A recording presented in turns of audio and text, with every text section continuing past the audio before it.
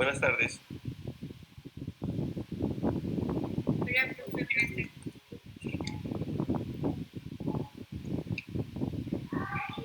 Listo, ya podemos comenzar. Bueno, la clase. Vale, ya inicio.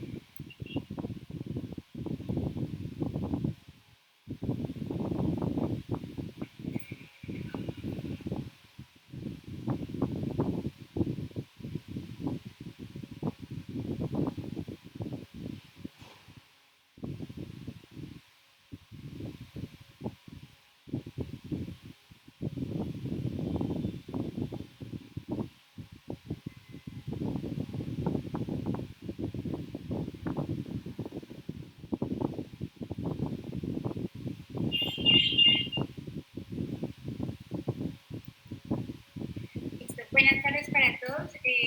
Mi nombre es Carolina y el día de hoy me encuentro a cargo del seminario acerca de principios de radiografía y ecografía. Vamos a hablar, digamos que de generalidades y de cosas que ustedes realmente tienen que tener en cuenta al momento de que vayan pues a hacer ecografía o que vayan a revisar si una radiografía está bien tomada, etc. Entonces, pues hoy estamos con el doctor Diego Torres. Si tienen alguna pregunta, pues la pueden ir haciendo. La charla está dividida en dos partes. Primero vamos a hablar de radiografía y luego de ecografía. Entonces, en la actualidad, estos son los métodos que existen, los métodos de imagen que existen. Los vamos a dividir de acuerdo a la energía que utilizan para producir las imágenes. Entonces, básicamente tenemos métodos que son basados en la radiación ionizante, métodos que son basados en radiación no ionizante y métodos que utilizan la propagación del sonido para producir las imágenes. Entonces, dentro de la radiación ionizante, los primeros que tenemos son los rayos X. En los rayos X pues contamos con las radiografías, la tomografía computarizada, la fluoroscopía. Acá también tenemos lo que son la mamografía, no la podemos olvidar. Y otro tipo de rayos que tenemos acá son los rayos gamma, que aquí tenemos lo que es la gamografía y el PET. Dentro de la radiación no ionizante, entonces tenemos métodos como la resonancia magnética y ya en los métodos que usan el sonido, pues tenemos el ultrasonido. Entonces, dentro de las propiedades de los rayos X tenemos estas cuatro principales. La primera es que ellos van a ionizar gases, van a penetrar materiales que absorben o reflejan la luz visible, estimulan sustancias fluorescentes para que emitan luz, interactúan con una película fotográfica y generan cambios biológicos. Entonces, estas son, digamos que propiedades que vamos a ir entendiendo a lo que vamos hablando durante el seminario. Entonces, primero tenemos que entender las bases físicas y pues aquí básicamente lo que tenemos es que los rayos X se van a generar a partir de una estructura que se denomina el tubo de rayos X.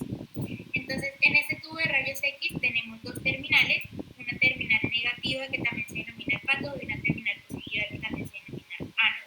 Entonces, lo que haremos primero es hacer que una corriente eléctrica va a transferir su energía al extremo negativo o cátodo y a partir de este cátodo se va a emitir una nube de electrones que viajan atraídos hacia el extremo positivo, es decir, hacia el ánodo. Y aquí en este ánodo es donde se va a llevar a cabo la ionización del material. Generalmente este ánodo está compuesto por tungsteno, pues porque el tungsteno es un material que aguanta o que soporta altas temperaturas. Entonces aquí en el ánodo hay algunos electrones que van a ser frenados y el resto van a producir muchísimo calor. También existen pues ánodos de molibdeno.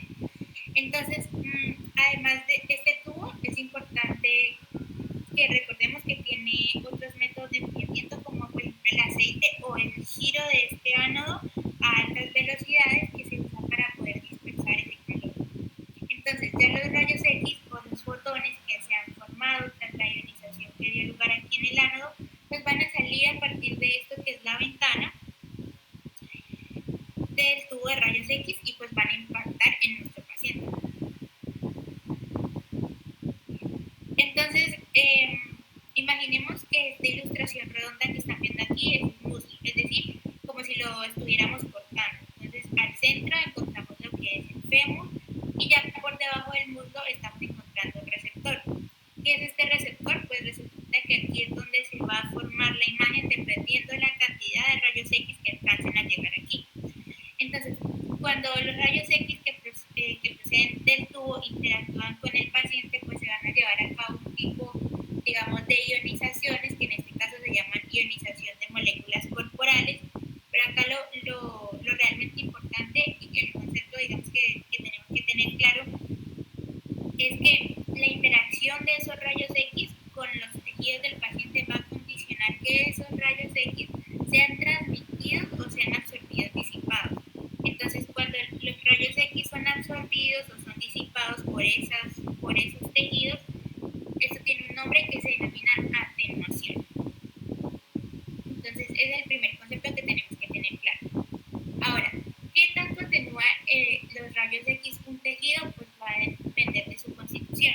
Entonces, ¿a qué se refiere esto? A que los rayos X son atenuados de forma distinta en el hueso, comparado, por ejemplo, con el músculo, comparado con el tejido adiposo. Entonces, el rayo se atenúa muchísimo al chocar contra el hueso y son poquitos los rayos que logran llegar como tal hasta los receptores. Entonces, la imagen final que nosotros vamos a observar del hueso pues es una imagen blanca que también decimos pues, que tiene una alta densidad. Es decir, a mayor atenuación va a haber mayor densidad en la imagen, es decir, que la vamos a ver más blanca. Y a menor atenuación pues va a haber menor densidad de la imagen y la vamos a ver más negra. Entonces, por ejemplo, ¿cuándo se vería así negra? Pues cuando un rayo no se atenúa. Entonces, ¿cuándo no se atenúa? Cuando atraviesa el aire. Entonces, la mayoría de esos rayos van a llegar a los receptores, pues por lo tanto, la imagen que vamos a observar al final pues va a ser negra. O también decimos que esta imagen tiene una baja densidad.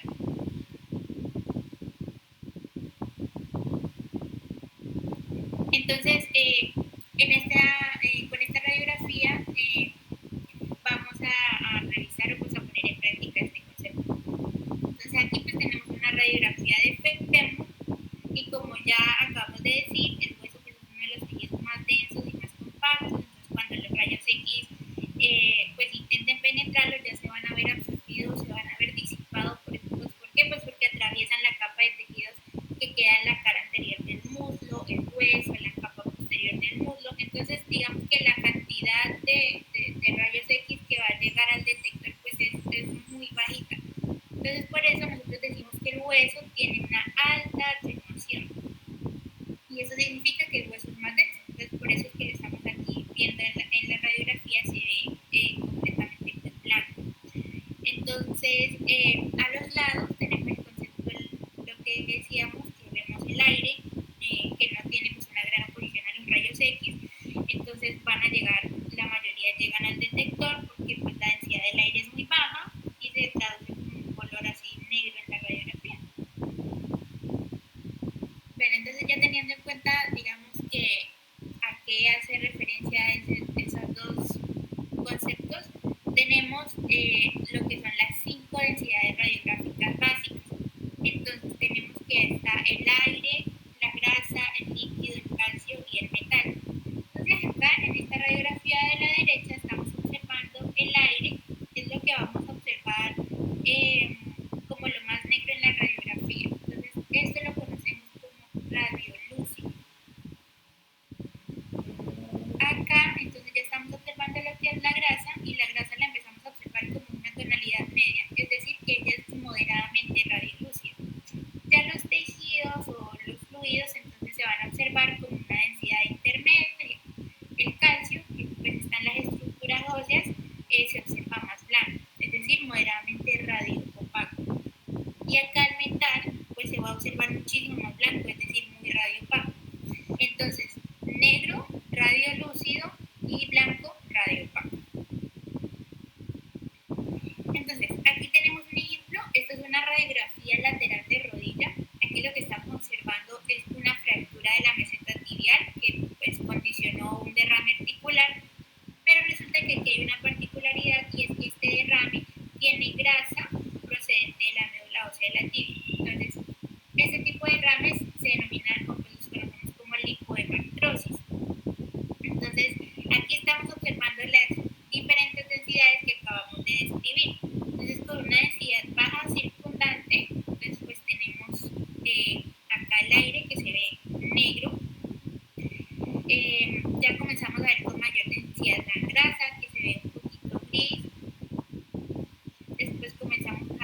agua, que corresponde pues a los músculos, y un poco más denso ya estamos viendo en la sangre. Entonces acá ya se ve un poco más densa porque resulta que ya empezó a coagularse pues dentro del derrame.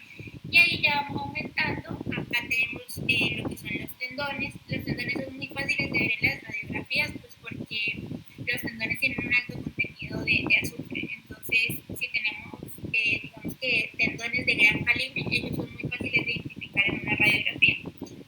Y finalmente aquí está pues la densidad del calcio, que es como lo que más llama la atención. Entonces acá, ya para hablar acerca de las proyecciones radiológicas, entonces recordemos que el tubo de rayos X pues va a producir unos rayos que lo que van a hacer es que van a atravesar al paciente. Y del otro lado pues tenemos el receptor que mide cuántos rayos X pues, logran llegar.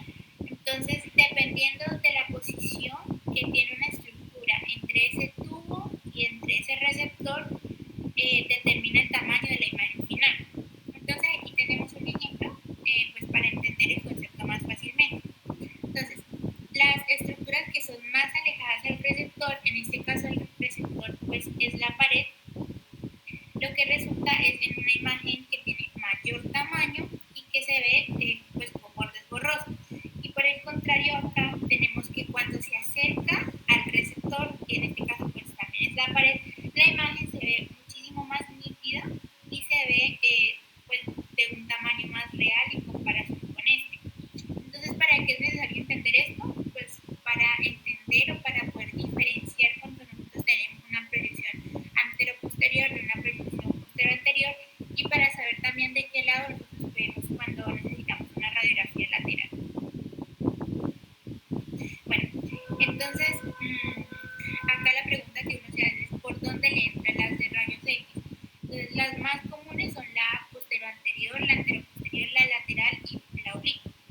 Entonces, digamos que además de esto, nosotros podemos requerir que el paciente pues esté en diferentes posiciones, ya sea en bipedestación, en decúbito o incluso en sedestación cuando a un paciente le es imposible estar de pie. Entonces, aquí ya vamos a aplicar, digamos que el concepto que acabamos de ver en la diapositiva anterior. Entonces, cuando nosotros solicitamos una radiografía postero-anterior, lo que estamos pidiendo es que el rayo entre por la espalda y que el receptor se encuentre por delante de él. Entonces, cuando solicitamos una radiografía antero-posterior, solicitamos que las de rayos X pues entre por delante del paciente y el receptor lo que se encuentra es a las espaldas. Entonces, habitualmente pues cuando nosotros solicitamos una radiografía torácica, generalmente queremos valorar el corazón. Entonces, ahí mismo tenemos que tener en cuenta cuál de estas dos proyecciones es la más útil pues, para valorar el tamaño. Entonces, si recordamos, lo que dijimos ahorita es que entre más cerca esté una estructura al receptor, pues va a ser mejor. Entonces, nosotros lo que preferimos es que el paciente coloque la pared torácica anterior directamente sobre el receptor, ya que el corazón pues está en el mediastino anterior y pues va a estar más próximo al receptor, entonces la imagen final va a ser representada en un tamaño, digamos que más cercano a lo que es una imagen real. Hay que tener en cuenta que, digamos que a veces hay pacientes que no se pueden mantener en bipedestación, por ejemplo, un paciente que esté inconsciente. Entonces, en ese caso, nosotros podemos tomar una radiografía en AP, pero hay que tener en cuenta que el corazón va a estar más alejado del receptor y va a mostrar unas dimensiones magnificadas o con bordes borrosos, y esto nos puede dar una impresión de una falsa cardiomegalia. Acá tenemos lo que son las proyecciones laterales y la oblicua. Entonces la lateral va a penetrar al paciente desde un extremo, entonces ya sea el izquierdo o el derecho. Entonces es básicamente lo mismo, sino que de un lado, y pues igual lo mismo se va a encontrar con el receptor. Entonces, si nosotros estamos sospechando una patología de un lado específico, pues ese es el lado que nosotros tenemos que pedir. Entonces, si ustedes sospechan de patología en caja torácica derecha, pues solicitan una radiografía de tórax lateral derecho. Y acá esta es la proyección oblicua. Entonces, si nosotros miramos a nuestra paciente a cualquier grado de giro, ya sea 45 grados o bueno, lo que sea, a esta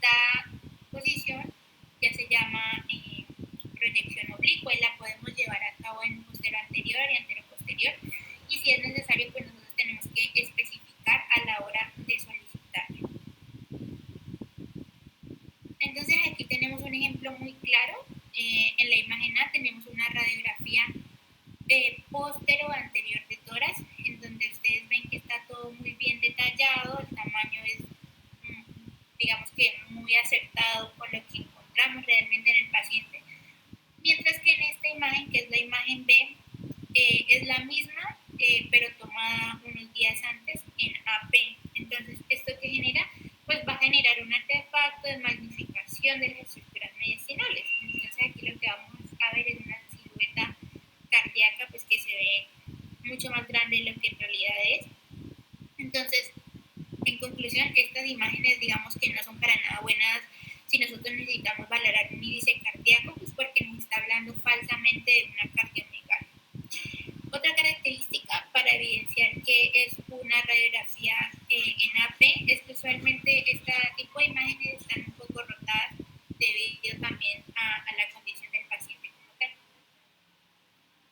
Estas imágenes las tomé de Radiopedia, que es un sitio donde pueden encontrar como muchos casos, pues por si quieren ampliar.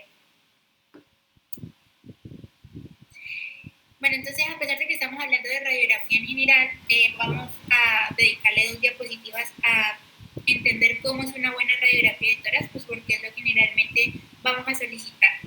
Entonces, para saber cómo es una buena radiografía de tórax hay que tener en cuenta 5 criterios y hay que tener en cuenta también cómo se evalúan.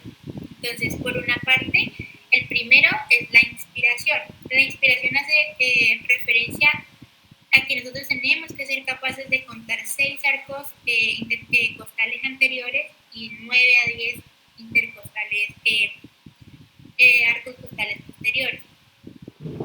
Otro aspecto es el centraje o la rotación, que vamos a determinar observando que los bordes mediales de las clavículas estén equidistantes a las apófisis espinosa de la vértebra correspondiente.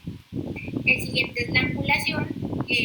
La angulación nos habla de que las clavículas van a estar proyectadas en lo que es el tercer espacio intercostal. La penetración, que nos habla de la cantidad, digamos que de rayos, y esto lo vamos a observar en términos de que nosotros podamos ver la columna a través de la silueta cardíaca. Obviamente que no es que la vayamos a ver con muchísimo detalle, pero sí tenemos que ser capaces de verlas. Y en la proyección lateral hay que tener en cuenta que la densidad de las vértebras tiene que ir disminuyendo a medida que va en sentido contrario. Y acá lo que hablábamos de la magnificación, que puede dar falsa impresión de aumento de tamaño. Entonces, otro aspecto a tener en cuenta es que nosotros tenemos que ser capaces de observar la totalidad de los campos pulmonares. Que ambos ángulos costofrénicos y los diafragmas pues estén nítidos, que las escápulas deben estar por fuera de los campos pulmonares, y eso es algo que también nos puede guiar de que es una proyección anteroposterior, y es que se ven mucho más delimitadas. Debemos ser capaces de contar aproximadamente 5 centímetros de vértice pulmonar encima de las clavículas, y cuando se toma la proyección posterior anterior en bipedestación tenemos que ser capaces de observar lo que es la burbuja gástrica diafragmática. Y otra cosa que no nos podemos olvidar es que se pueden presentar lo que son los artefactos, siendo el principal por cuestiones, digamos, de movimiento del paciente, puede tener adornos o también puede tener material de monitorización, y todo eso hay que tenerlo en cuenta. Entonces, ¿qué indicaciones tienen este tipo de estudios? Pues son muchísimos. La radiografía es una modalidad de imagen que es muy, digamos, de gran utilidad. Entonces, acá menciono algunas para tener en cuenta. A nivel de tórax, pues, un derrame pleural, un edema pulmonar, hipoxia, embolia, neumonía, tuberculosis, neumotórax. O sea, tiene muchísimas implicaciones a nivel del tórax. Por eso es muy importante que aprendamos a comprender estas imágenes. A nivel del abdomen, pues un neumoperitoneo, una obstrucción intestinal, un pólvulo, una invaginación. Osteoarticular también tiene muchas indicaciones, por ejemplo en el trauma, en la artrosis, en la osteoporosis, neoplasia. Y a nivel mamario, como les comentaba al inicio, no se pueden olvidar de las mamografías. Esta diapositiva es solo para recordarles ventajas y desventajas de las radiografías. Entonces, Entonces, dentro de las ventajas, pues es que es una herramienta que es de bajo costo, no necesitamos, digamos, un equipo así de gran valor pues, para poder realizar este tipo de imágenes. La disponibilidad la encontramos casi que en cualquier hospital y el corto tiempo de adquisición. Dentro de las desventajas, la principal pues, son los efectos biológicos, que básicamente se traducen en daño directo del ADN o la producción de radicales libres que pues, van a alterar el material genético y pues pueden inducir ciertos tipos de cáncer o pues, otras mutaciones.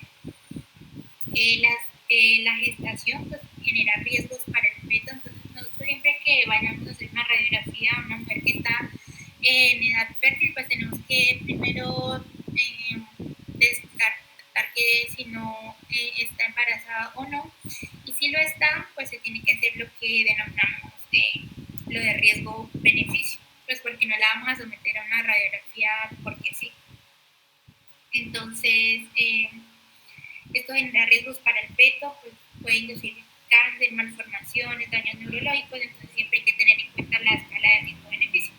Y otra de las desventajas es que hay superposición de la imagen, pues porque es una imagen que es plana, entonces no podemos observar una tercera dimensión.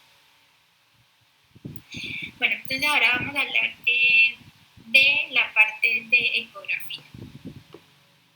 ¿Alguna pregunta de Carolina o de sus Para compañeros? empezar, la ecografía es una técnica diagnóstica que lo que emplea es el ultrasonido pues, para definir los órganos del humano y va a permitirnos identificar las características normales, nos orienta sobre posibles causas y pues, alteraciones.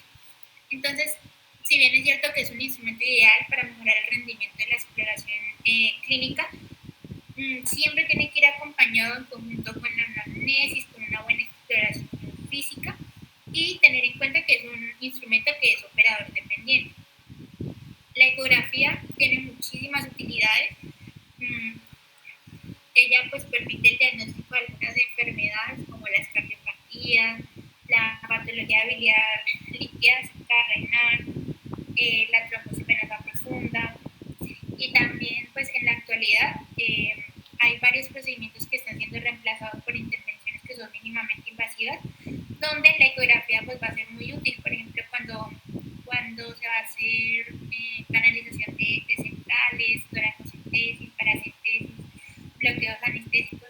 Entonces vemos que la ecografía tiene como muchísimas utilidades y por eso también es imprescindible que conozcamos los conceptos pues, de esto. Entonces, para entender la formación de la imagen ecográfica, es importante conocer también los principios físicos que la producen, pues, porque uno dice, bueno, cómo el sonido se va a transformar en imágenes. Entonces resulta que eso, para entender eso tenemos que tener en cuenta dos conceptos principales. El primero es el de ultrasonido. El ultrasonido es aquel sonido que tiene una frecuencia mayor a la que puede oír el ser humano, es decir, mayor de 20.000 Hz. Recordemos que el ser humano puede oír entre 15.000 a 20.000, pero ya más de 20.000 no puede. Y por otro lado tenemos el concepto de sonido. Entonces, sonido se denomina como una onda de energía mecánica de transmisión longitudinal que sigue la teoría del movimiento armónico simple. Entonces, para poder entender como tal el concepto de sonido y no, digamos que no perdernos cuando vayamos más adelante, pues hay que descomponer el concepto. Entonces, primero tenemos que entender qué es la energía mecánica y segundo tenemos que entender qué es el movimiento armónico simple. Entonces, cuando nosotros estamos hablando de energía mecánica, estamos hablando de la suma de la energía cinética y la energía potencial de un cuerpo. Entonces, recordemos que cuando nosotros hablamos de energía cinética, pues estamos hablando del movimiento. Y cuando estamos hablando del potencial, pues estamos hablando del trabajo que está realizando ese cuerpo. O sea, para entenderlo en términos más sencillos, es el mismo desplazamiento que se está realizando.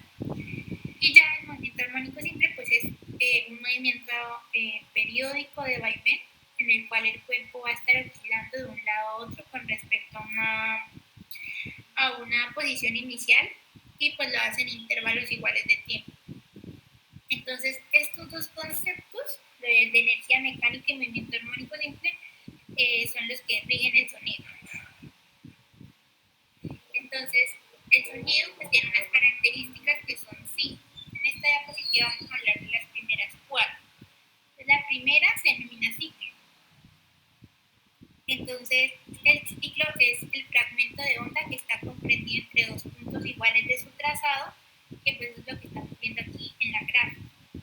Después tenemos la longitud de onda. La longitud de onda hace referencia a la distancia a la cual la onda va a realizar un ciclo completo. Aquí también lo estamos viendo. Por otro lado tenemos la amplitud. La amplitud hace referencia a la altura máxima que va a alcanzar esa onda. Y pues este es un concepto muy importante porque este concepto de amplitud está relacionado con la intensidad del sonido y se va a medir en decibeles. Y por otro lado tenemos la frecuencia, que la frecuencia es el número de ciclos que realiza una onda por segundo y esto está también expresado en hercios. Entonces esta tabla que ustedes están viendo aquí es para representar que a mayor frecuencia va a haber menor penetración de los tejidos, pero la calidad de la imagen va a ser alta. Entonces, ¿qué utilidad tiene esto? Pues en estructuras superficiales como los vasos y los músculos. Ahora, a menor frecuencia, entonces va a haber menor penetración. Perdón, a menor frecuencia va a haber mayor penetración, pero la calidad de la imagen va a ser baja. Entonces, la utilidad de estos es en órganos profundos como el tórax y el abdomen. Entonces, nosotros siempre tenemos que tener en cuenta esto de la frecuencia, porque asimismo nosotros vamos a saber qué transductor es el que vamos a elegir, que más adelante les voy a mostrar los tipos de transductores que hay. La quinta característica del sonido se denomina la velocidad de propagación. Entonces, hay que saber que la longitud de la onda se va a relacionar con la velocidad por medio de esta fórmula que estamos viendo aquí. Entonces, la longitud de onda es igual a la velocidad sobre la frecuencia. Entonces, lo que nosotros tenemos es que para una misma velocidad del sonido, la longitud de onda es inversamente proporcional a la frecuencia. Entonces, ¿cómo vamos a ejemplificar esto? Aquí en la gráfica, para que lo entiendan más fácil, tenemos la relación que entre mayor sea la longitud de onda, la frecuencia es más lenta. Y entre menor sea la longitud de onda, pues la frecuencia va a ser más rápida. Y en la parte inferior lo que vemos es la relación que tiene la amplitud con la intensidad del sonido. Entonces, pues entre mayor sea la amplitud, la intensidad va a ser más alta. Y entre menor sea la amplitud, la intensidad va a ser más baja. Entonces, continuando con esta característica del sonido, pues vemos que depende de la concentración de las partículas del medio. ¿Qué quiere decir esto? Que depende de la densidad. Entonces, pues aquí vamos a introducir un nuevo concepto que ustedes también tienen que tener en cuenta y se denomina impedancia. Entonces, la impedancia es la resistencia que ofrece un medio al paso de los ultrasonidos. Y esto pues se calcula multiplicando la velocidad del sonido en ese medio por su densidad.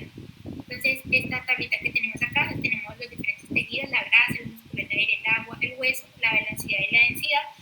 Y es para mostrar la impedancia, por ejemplo, acá el hueso o el músculo comparado con la del aire. Entonces, vemos que la diferencia es muchísimo más grande o pues más notoria. Entonces, hablando sobre los fenómenos físicos que va a sufrir la onda, primero tenemos el fenómeno de la atenuación. Entonces, la atenuación, básicamente aquí lo que va a haber es que hay una pérdida progresiva de la energía de la onda a medida que ella va penetrando por los tejidos. Entonces, los tejidos van transformando parte de esa energía cinética de la onda en energía térmica y pues a su vez la onda lo que hace es que va a ir perdiendo la amplitud. Luego tenemos la reflexión, que lo que pasa es que la onda, resulta que ella va a llegar como a una interfase y va a chocar. Entonces una parte se va a reflejar y la otra parte es la que va a continuar avanzando. Y la última es la refracción. Entonces en la refracción ya hay un cambio de dirección de la onda porque pasa de un tejido que tiene una determinada velocidad de propagación a otro que tiene pues una distinta. Ahora sí vamos a ver entonces cómo funciona nuestro equipo ultrasonido. Entonces, nuestra herramienta principal es esta cosita que están viendo aquí. Esto se llama transductor. Este transductor tiene en su interior unos cristales que se denominan cristales de cuarzo mediante una corriente eléctrica pues van a empezar a vibrar y van a generar ondas sonoras. Entonces, nosotros sabemos que el sonido pues requiere un medio para que pueda propagarse y pues lo que mejor lo transmite pues es el gel. Entonces, el líquido del gel pues va a conducir muchísimo mejor que el aire. Entonces, ya cuando nosotros hemos acoplado el transductor y el gel sobre la piel del paciente, el transductor va a comenzar a propagar unos pulsos de ondas de sonido que viajan por los tejidos del paciente. Entonces, esos tejidos van a generar un eco dependiendo de su ecogenicidad. Entonces, ¿qué es la ecogenicidad? Es la habilidad de un tejido o sustancia de reflejar ondas sonoras. En pocas palabras, es la habilidad que tiene un tejido de producir un eco. Entonces, los tejidos van a reflejar esos ecos y esos ecos en el transductor van a regresar al equipo ultrasonido y vamos a poder observar esa imagen en la pantalla. Entonces, hablando como tal de la ecogenicidad de los tejidos, pues tenemos que dependiendo de la amplitud de la onda que recibe el transductor, la imagen ecográfica se va formando con distinta tonalidad en una escala de grises.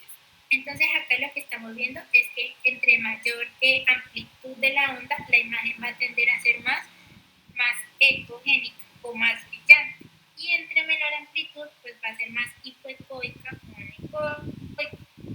Entonces, en esta otra gráfica, lo que vemos es que los líquidos tienden a ser hipoecoicos o anecoicos, mientras que las estructuras óseas son hiperecogénicas. Entonces aquí vemos, acá está muy bien ejemplificado, entonces líquido anecoico, grasa hipocoico, órganos y músculos ecoico, aire y hueso hiperecoico. Entonces la transmisión de las ondas sonoras procedentes de ese transductor y ese que generan los tejidos también van a depender de algo que se llama, de qué tanto es compresible ese tejido, es decir, de la compresibilidad y de la diferencia de las densidades. Entonces, eso se denomina interfaz. Entonces, vamos a hablar primero de las interfaces de los tejidos con esta imagen. Entonces, aquí lo que estamos observando es cómo el sonido, las propagaciones a través del hielo, pues el líquido que hayan usado, van a encontrar una interfaz de aire que lo que va a hacer es que el sonido se disperse y no sea capaz de penetrar a los tejidos más profundos, ya que el sonido no se puede propagar con la misma facilidad a través del aire. Entonces, por eso que si nosotros obtenemos un ultrasonido, por ejemplo, de las asas intestinales llenas de gas, nosotros no vamos a poder observar nada que esté en profundidades. Cuando observamos estructuras con abundante líquidos, ya sean cavidades llenas, por ejemplo, la vejiga, la vesícula, el hígado, el vaso, pues la onda sonora va a poder difundirse con facilidad y no va a perder energía, entonces va a continuar viajando hacia los tejidos más profundos y vamos a tener una imagen muchísimo mejor. Y ya cuando la onda de sonido pues, se encuentra con una interfaz de hueso, la onda se refleja por completo sin poder penetrar más allá. Entonces, pues tampoco, lo que quiere decir esto es que tampoco vamos a observar tejidos más profundos por la compresibilidad que tiene el hueso. Entonces acá hay algunos ejemplos para poder identificarlos en la ecografía, los tejidos. Entonces, acá en el primero tenemos la piel. Entonces, pues normalmente la epidermis va a ser como la interfase con el gel, que se ve como una línea hiperecogénica, que es la que estamos viendo acá arriba. Y luego viene la dermis, que la dermis es como una bandita que mide aproximadamente 2 a 4 milímetros y que, como ustedes saben, pues tiene un componente superficial que en este caso se denomina dermis papilar y que se miraría de forma hipoecogénica. Y uno más profundo, que es un poquito más posterior, que es la dermis reticular, que va a ser más ecogénica. Luego viene esto que están viendo aquí, que es la hipodermis. Entonces la hipodermis se ve como un tejido hipoecogénico con estrías que van a ser lineales, ecogénicas, y eso es lo que ustedes están viendo ahí en esa primera imagen. Acá ya estamos viendo los vasos. Entonces en los vasos la imagen es hipoecoica o anecoica, pues teniendo en cuenta su contenido. Entonces, las arterias, hay que tener en cuenta que las arterias tienen una forma que es como más esférica y las arterias pulsan, mientras que las venas no. Entonces, las arterias son difícilmente compresibles cuando uno ejerce presión con la sonda, mientras que las venas pues ellas tienen una forma más redondeada, no son tan esféricas, pero pues como les decía, ellas no son pulsátiles. Y acá ya en lo que son los nervios, entonces tenemos dos córtex. El primero es este, que es una sección longitudinal, que es lo que estamos viendo aquí, y básicamente se pueden identificar con la presencia de múltiples líneas que son paralelas, hipoecoicas, y que a su vez están separadas por unas líneas hiperecoicas, que es esta apariencia de banda que estamos viendo aquí. Entonces, en la imagen de abajo ya lo que estamos observando es un corte transversal y vemos una serie de puntos hipoecoicos dentro de una red de puntos hiperecoicos, y termina formando una imagen en estilo de panal de abeja. Entonces acá ya tenemos lo que es el hueso. Pues el hueso, como hemos dicho durante toda la presentación, es muy denso. Después su imagen ecográfica es una línea hiperecogénica brillante que se va a presentar de diferentes formas dependiendo del tipo de hueso que estemos evaluando. Y acá tenemos el músculo, que en el músculo son hipoecoicos, pero tienen unas asas musculares que estaban separando tanto por tejido conectivo como por túnica, por fascias, y son las que terminan generando estas líneas ecogénicas y que se mezclan con este fondo hipocoico del músculo. Entonces es por eso que en un corte longitudinal pues tiene una apariencia típica que se denomina en pluma de ave, mientras que en un corte transversal como este la apariencia típica se denomina imagen moteada o en cielo estrellado. Bueno, aquí otro concepto que tenemos que tener en cuenta son los artefactos. Los artefactos son imágenes que no son reales, pero que sí se visualizan en la imagen ecográfica como consecuencia de las alteraciones de las del ultrasonido. Entonces, en la intensidad de la trayectoria pues son producidas al atravesar estructuras con diferentes propiedades. Entonces, estos artefactos forman parte de la imagen, pero no corresponden a una anatomía real. Entonces, los artefactos son cinco. Tenemos la sombra acústica posterior, el reforzamiento acústico posterior, el artefacto de cola de cometa, la reverberación y el artefacto en espejo. Entonces, el primero se denomina sombra acústica posterior y ocurre cuando los haz de ultrasonido chocan con una superficie altamente reflectante, que lo que va a hacer es que va a rebotar todos los ecos. Entonces, esa superficie es hiperecoica, pero detrás de la misma lo que se produce es una sombra anecoica. Entonces, a modo de ejemplo, acá, si yo veo una lesión ovalada, ecogénica, que genera una sombra acústica posterior, pues yo voy a saber que es un cálculo. Entonces, en este ejemplo, lo que estamos viendo es un caso de colelitiasis clásica. Acá tenemos el reforzamiento acústico posterior, que ocurre cuando el haz del ultrasonido atraviesa tejidos con poca atenuación, como los líquidos, la sangre, y pues esto permite su paso sin dificultad. Entonces se va a producir un falso aumento de la ecogenicidad por detrás.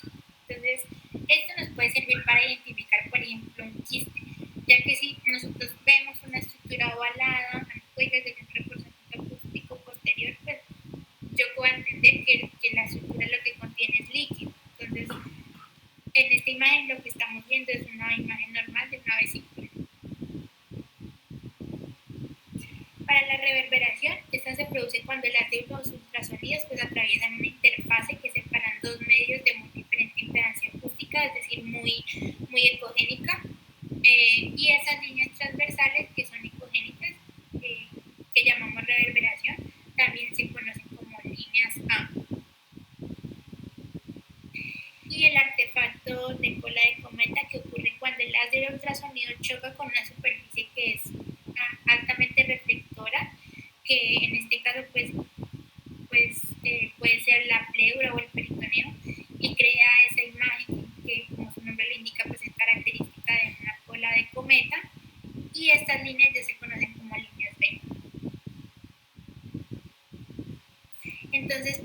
artefacto en espejo, primero hay que entender un concepto que están viendo acá y es el concepto de reflectores especulares. Entonces los reflectores especulares son unas estructuras como por ejemplo el diafragma, el peritoneo, la pleura, la vejiga, que reflejan del 80 al 90% de los ecos a ese transductor. Entonces este artefacto ocurre básicamente porque cuando hay una estructura que se encuentra adyacente a uno de sus reflectores especulares, el haz de ultrasonido va a chocar contra esa estructura. Entonces, si es el diafragma, por ejemplo, el haz de ultrasonido puede chocar primero con la estructura que queremos evaluar, luego con el diafragma, luego se devuelve la estructura y así es cuando vuelve al transductor. Entonces, por ejemplo, el ecógrafo lo va a interpretar como una lesión posterior de la que estábamos evaluando. Y entonces ahí es donde surge este tipo de artefacto que se denomina artefacto en espejo. Aquí lo que estamos viendo en esta imagen de la derecha es una imagen en espejo de una vesícula con un carro. Bueno, entonces acá existen diferentes transductores que son los que nos van a permitir valorar diferentes estructuras, sobre todo esto siempre lo basamos en la profundidad del órgano que queramos ver. Entonces tenemos por un lado los transductores lineales que nos permiten ver estructuras de una forma muy detallada, pero ya lo habíamos mencionado, tienen una penetración muy pobre, entonces la frecuencia de sonido a la que operan es alta y por el contrario con frecuencias de sonido bajas como la del no convexo pues ya podemos observar estructuras profundas, pero los detalles de la imagen van a disminuir. Entonces aquí está ejemplificado la visualización de un apéndice secal con un transductor lineal y lo que están viendo aquí en azulito, no sé si lo alcancen a ver, es la comparación con uno convexo, es decir, que entra a mayor profundidad.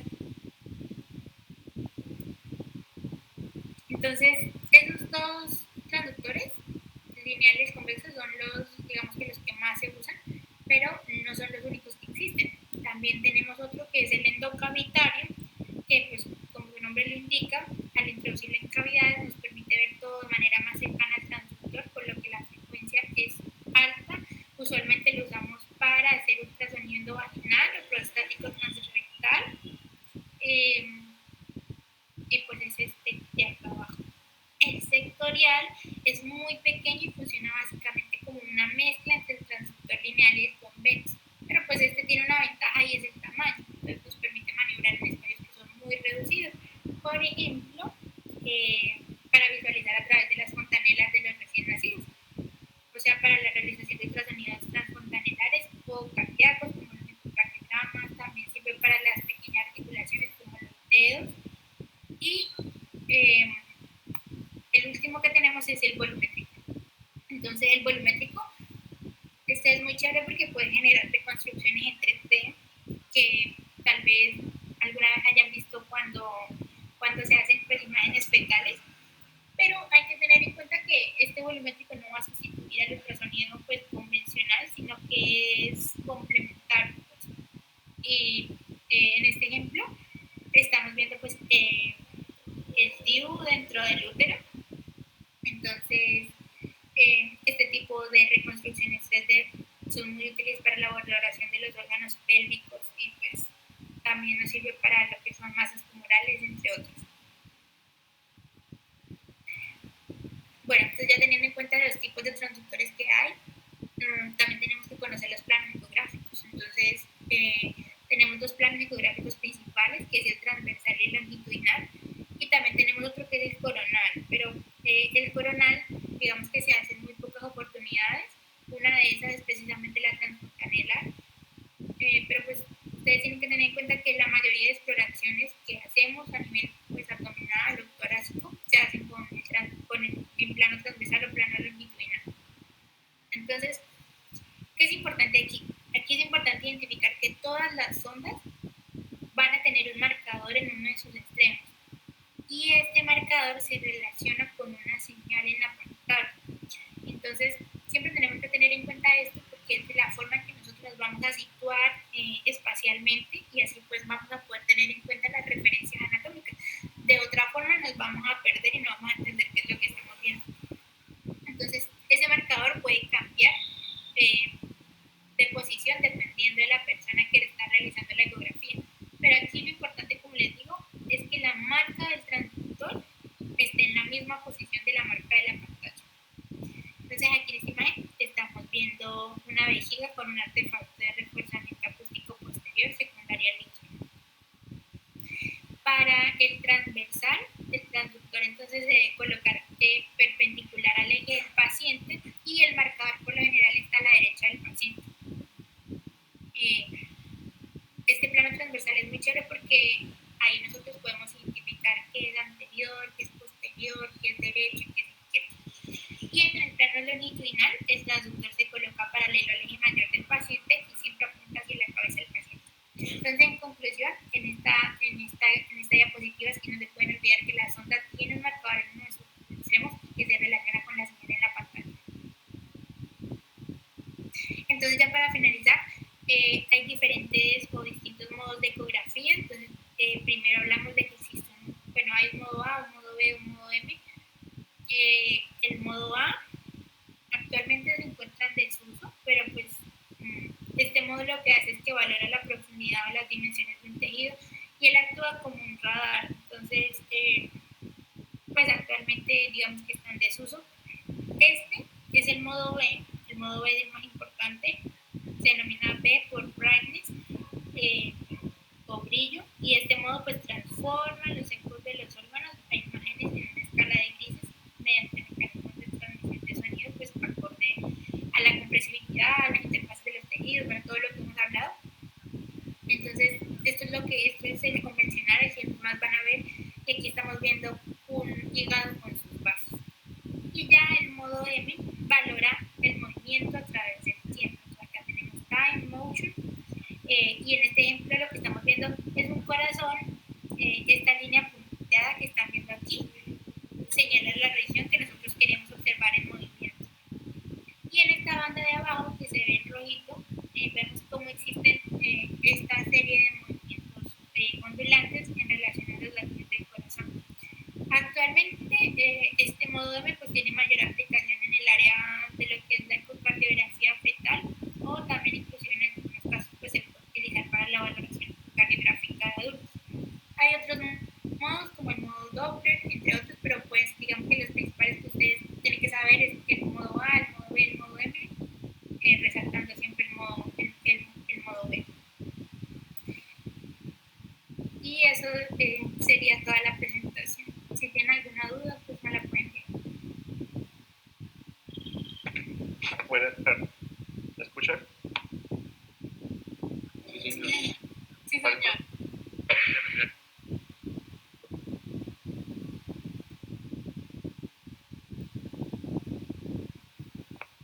¿Alguna pregunta?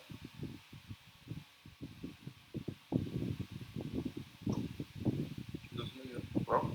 Bueno, un día de eso organizamos un día que alguien por grupos y vamos a las salas de ecografía y tomografía para que conozcan los equipos, cómo funcionan y todo. Porque también que vean en vivo cómo se funciona, y hacemos una ecografía de demostración ahí.